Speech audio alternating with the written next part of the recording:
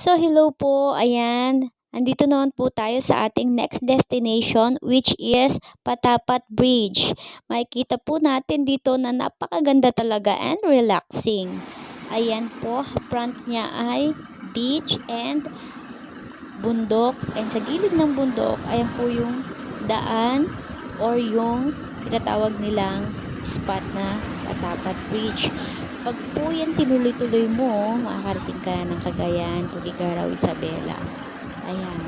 So, super ganda po ng Patapat Bridge. So, ayan po ang ating next destination.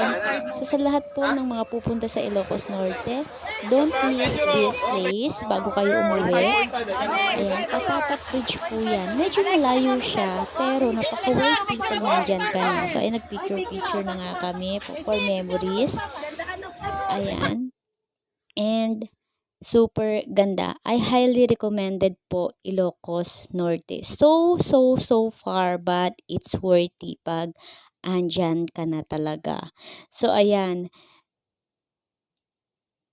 Ayan po, napakaganda dyan. Super relaxing. So, lahat po ng mga kababayan natin ay makikita nyo po sa aking vlog ang magagandang places. Like, first vlog namin is Tour for Ilocos. Ayan po. And syempre, napakasarap po pala ng ice cream dyan. So, ayan nga po.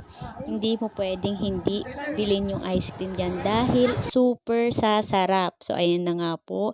Ay napabili kaming lahat ng buong family. So, ayan po ha. See you on the next destination of my vlog. Thank you so much po and see you. Thank you.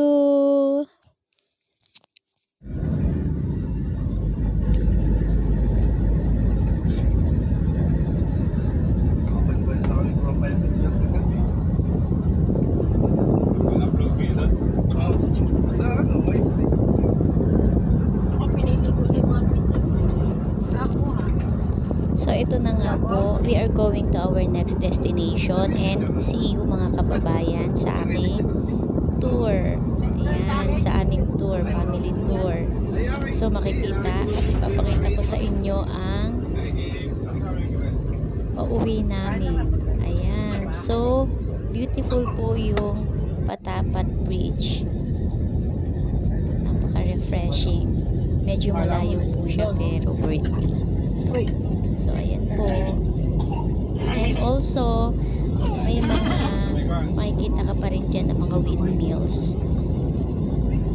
Ayan. Tatawirin namin dyan yung mundo. Thank you for watching and see you to my next destination vlog.